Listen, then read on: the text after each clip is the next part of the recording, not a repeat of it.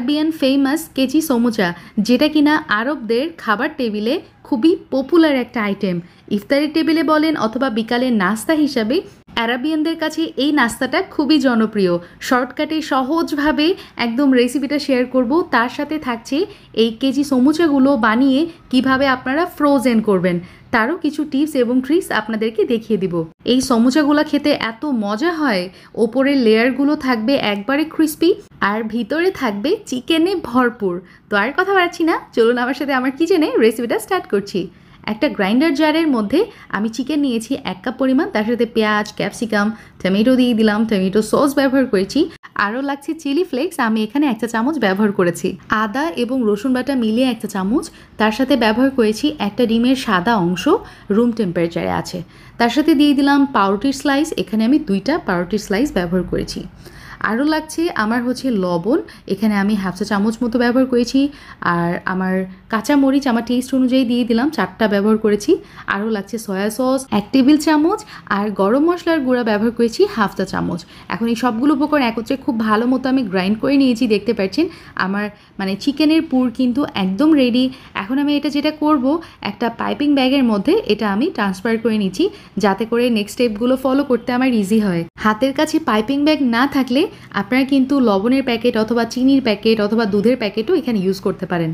এখন একটা বাটির মধ্যে 2 টেবিল চামচ ময়দা আর 1/4 কাপ মতো পানি দিয়ে একটা পাতলা ব্যাটার তৈরি করে নিয়েছি, তো ওটা সাইডে রেখে দিচ্ছি, ওটা আমি পরবর্তীতে গাম হিসাবে ইউজ করব।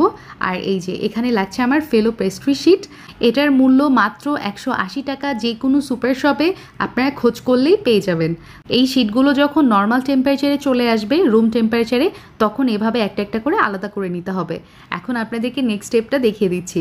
এভাবে লম্বালম্বি করে চিকেনের পুরটা এই শিটের মধ্যে বসিয়ে দিতে হবে, তারপরে ময়দার ব্যাটার এভাবে ব্রাশ করে রোল আপ করে নিলেই তৈরি হয়ে যাবে আমাদের একটা স্ন্যাক্স। কতটা সহজ, তাই না? তো আরেকটা আপনাদেরকে করে দেখাচ্ছি, এটাও দেখেন, সেম একইভাবে পেস্ট্রি শিটটা বিছিয়ে নিয়েছি, তার উপর দিয়ে চিকেনের এভাবে এই যে পুরটা দিয়ে দিলাম, তার উপরে এভাবে আমি ফোল্ড করে নিচ্ছি, আর বাদবাকি যে অংশ আছে সেখানে ময়দাটা এভাবে লাগিয়ে নিব, তারপরে আবারও ফোল্ড করে নিলেই তৈরি হয়ে যাবে চিকেন দিয়ে তৈরি স্পেশাল অ্যারাবিয়ান স্ন্যাক্স। এভাবেই সবগুলো বানিয়ে নিয়েছি। আর এই অবস্থাতেই আপনারা যেটা করবেন, যে কোনো এয়ারটাইট বক্স অথবা জিপলক ব্যাগে রেখে দিতে পারেন ডিপ ফ্রিজে, ইনশাআল্লাহ প্রায় 2 মাসের মতো ভালো থাকবে। যখন এই অ্যারাবিয়ান সমোচা খেতে মন চাবে, তখন ডিপ ফ্রিজ থেকে প্রায় 15 মিনিট আগে বের করে রাখবেন, তারপরে তেলের মধ্যে এভাবে কেটে কেটে একদম চুলার লো আঁচে ভেজে নিলেই হয়ে গেল। তো দেখতেই পাচ্ছেন কত সহজে এই সমুচাটা তৈরি করা যায়। একদম ছোট ছোট সমুচা, বাচ্চা থেকে বড় সবাই এটা লাইক করে, আর খেতেও কিন্তু হয় অসম্ভব মজা, আর এতটা পরিমাণ ক্রিস্পি যে বলার ভাষা নেই। বেস্ট পার্টি স্ন্যাক্স বলতে পারেন, যে কোনো পার্টিতে এই স্ন্যাক্সটা রাখতে পারেন, তারপরে বাচ্চাদেরকে টিফিনে দিতে পারেন, আবার ইফতার টেবিলেও কিন্তু রাখতে পারেন। আর ফ্রোজেন সিস্টেম তো দেখিয়ে দিলাম, এভাবে রেখে দিলে ধরেন বাসায় হুট করে মেহমান চলে আসলো, কি রান্না করব এরকম চিন্তা ভাবনা না করে ফ্রিজ থেকে জাস্ট এটা বের করে ভেজে নিলেই হয়ে গেল। সো ইনাফ ফর টুডে, আবার দেখা হবে। আল্লাহ হাফিজ, আসসালামু আলাইকুম।